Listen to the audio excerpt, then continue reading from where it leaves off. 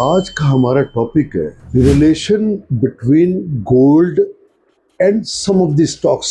Good afternoon friends, my name is Rajan. आप जब भी कोई स्टॉक खरीदते हैं आपको ये भी देखना है कि क्या वो कमोडिटी से रिलेटेड तो नहीं है। अगर वो रिलेटेड है, अगर वो कमोडिटी गिरेगी तो रिस्पेक्टिव हो सकता है उसके स्टॉक पे भी इम्पैक्ट पड़े।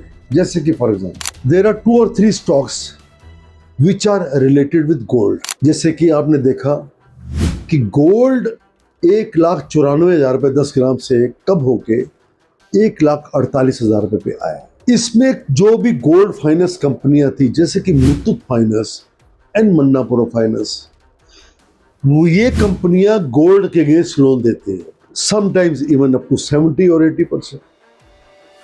गोल्ड का करेक्शन आया 24%। अब ये क्वेश्चन अराइज होता है कि क्या गोल्ड यहाँ पे स्टेबलाइज कर जाता है।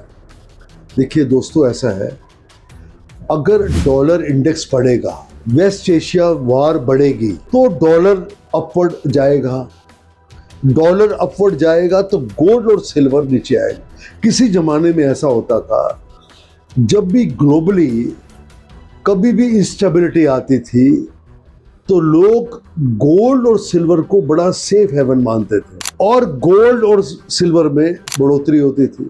अब क्या हो गया है कि जब भी वार आती है, कोई ग्लोबली इंस्टेबिलिटी आती है तो डॉलर बढ़ता है, डॉलर बढ़ता है तो गोल्ड नीचे आता है, सिल्वर भी नीचे आता है। अब ये क्वेश्चन अराइज होता है कि क्या यहाँ पर गोल्ड स्टेबलाइज करके, अगर आप इसके वीकली चार्ट में जाएंगे तो आपको ये समझ में आ जाएगी गोल्ड के वीकली चार्ट में कि 1,48,000 रुपए पे इसने सपोर्ट बनाया है। जो लोग कमोडिटी में ट्रेड करते हैं टेक्निकली, बिकॉज उसमें टेक्निकल काम आता है, टेक्निकल चार्ट में अगर ये गोल्ड 1,48 पे स्टेबलाइज कर, जो कि लग रहा है शायद स्टेबलाइज कर रहा है, you will see that the prices of Titan, Kalyan Jewelers, which are also related with gold, and also Muthoot Finance and Manappuram Finance, ये चारों stock they will may take some upward movement। फिर भी आप investment करने से पहले investment adviser से consult करें।